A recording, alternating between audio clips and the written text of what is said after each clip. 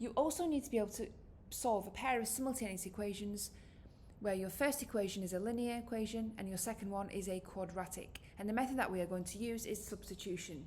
I'm going to start off by rearranging my linear equation into x equals 3 subtract 2y.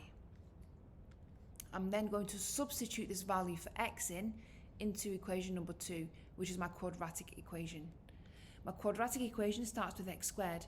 Instead of x squared, I'm going to write 3 minus 2y squared plus 3 lots of 3 minus 2y multiplied by y is equal to 10.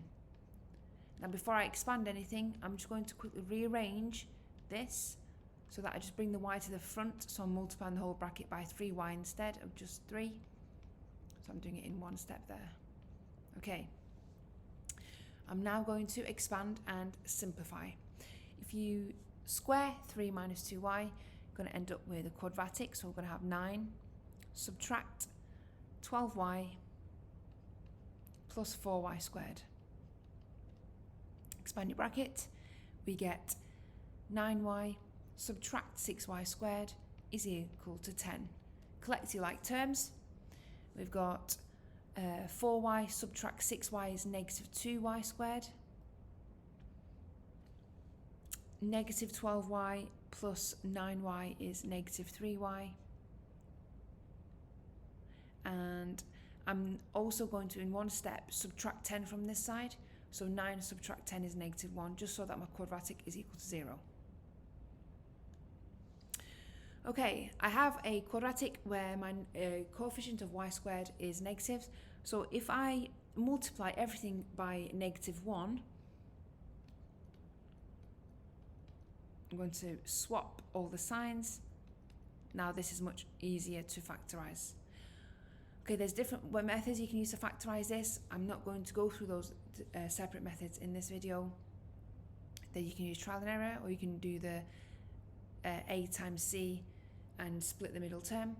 Now if you do factorize as quadratic, we're going to get 2y plus 1, y plus 1 is equal to 0. Make each bracket equal to 0, so we're going to have 2 answers for y. 2y plus 1 equals 0, y must be equal to negative 1/2. And here, y plus 1 equals 0, y must be equal to negative 1. Okay, so I've got my two y values and I'm going to substitute them both into my linear equation, which was given in the question. So x plus 2y equals 3. Okay, x plus 2y equals 3. So if we substitute y as negative 1/2, x plus 2 times negative 1/2 is negative 1, and that needs to be equal to 3. X must therefore be equal to 4, because 4 take 1 would give me 3. And then substitute your other y value in when y equals negative 1. X plus 2 times negative 1 is negative 2 equals 3. Y then must be equal to 5. So I've got my two pairs of solutions. My first pair is when x equals 4 and y equals negative 1/2. And my second pair is when, sorry, this should say x equals, not y equals.